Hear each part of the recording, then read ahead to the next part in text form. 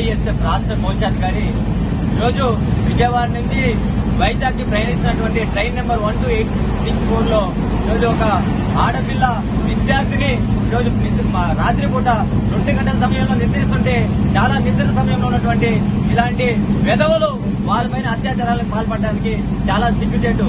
ఇక్కడ టీసీలు ట్రైన్ లో టికెట్లు చెక్ చేయడానికి పర్మిషన్ అవుతున్నారు కానీ సెంట్రల్ సిబ్బంది ఇక్కడ కంపార్ట్మెంట్ లో వాళ్ళకి ఎలాంటి వసతులు ఉన్నాయి, ఏం జరుగుతున్నాయి, దొంగలు వస్తున్నారా, ఇలాంటి ఎదవలు వస్తున్నారని కూడా ఎక్కడ కూడా కంట్రోల్స్ లో విఫలం చెందారు. కాబట్టి కావున వెంటనే ఇలాంటి పనులకు పాల్పడకుండా ఉండాలంటే సెంట్రల్ సిఆర్పీఎఫ్ వాళ్ళు ఇక్కడ ఈ కంపార్ట్మెంట్ లో వెంటనే తగిన చర్యలు చేపట్టి ఎప్పటికప్పుడు డ్యూటీలు చేస్తూ ఉండే పద్ధతిలో ఏర్పాటు చేయాలని కూడా ఏఐఎస్ఎఫ్ గా మేము కోరుతాం.